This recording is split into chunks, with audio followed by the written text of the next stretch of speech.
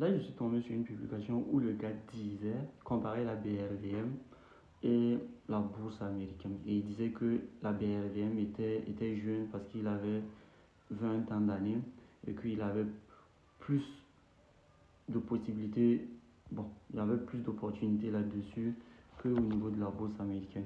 Et moi, je pense que dit comme cela, c'est totalement faux. On ne peut pas comparer deux bourses en se basant sur l'année. Voilà, parce que l'un est plus jeune, c'est purement du bullshit. Et je vais vous expliquer un truc. Quand on prend la bourse américaine, à chaque moment, il y a des entreprises qui se font coter. Il y a des entreprises qui se font coter. Et le truc exceptionnel avec la bourse américaine, je vais vous expliquer, c'est que la bourse américaine, les entreprises qui se font coter et les entreprises qui arrivent à exploser, ce sont des entreprises innovatrices. C'est-à-dire aux États-Unis. Aux États-Unis, une entreprise ne peut pas être cotée en bourse si ce n'est pas une entreprise qui apporte un plus-value au marché. Et le fait qu'une entreprise également, bon, je reviens. Ça, je vais rentrer plus en profondeur parce que vous connaissez des entreprises comme Apple, vous connaissez ce type d'entreprise. Mais moi, je ne parle pas de ça. Quand je vous prends l'exemple de Nvidia, Nvidia, je pense que c'est une entreprise qui est venue en 2022-2023. Ils fabriquaient des cartes graphiques. L'action de Nvidia est passée de 10 dollars à 200 dollars. Est-ce que toi, tu as investi dessus? Non.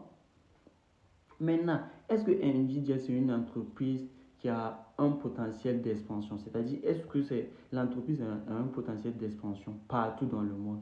Oui, parce qu'ils vendent des cartes graphiques, quelque chose qui est lié à l'intelligence artificielle. C'est pour ça qu'ils ont des brevets. C'est pour ça que même lui est utilisé par les Chinois. Ils ont besoin des cartes graphiques de Nvidia. Est-ce que vous comprenez un peu ce que je suis en train de dire?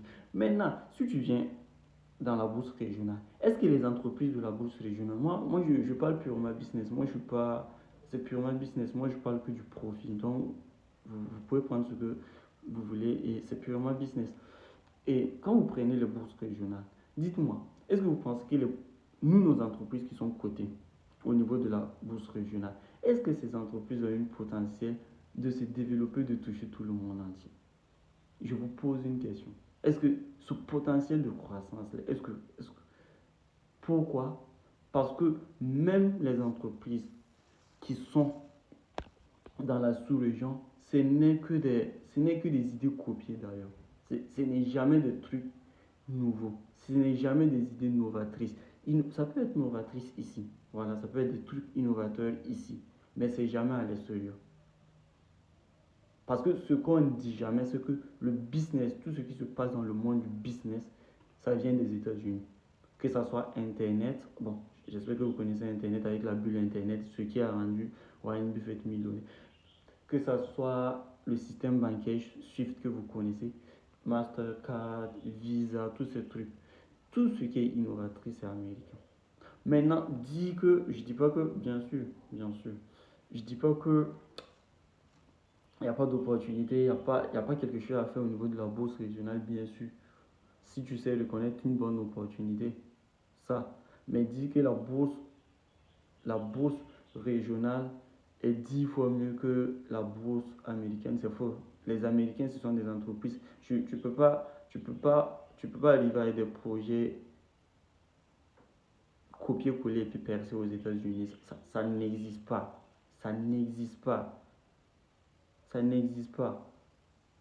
C'est pour ça que vous allez voir des entreprises comme Microsoft, des entreprises. C'était des trucs nouveaux, raison pour laquelle ça marche. Donc arrêtez de comparer les trucs. Bien sûr, vous pouvez investir au niveau de la bourse régionale, mais arrêtez de comparer, c'est pas la même chose.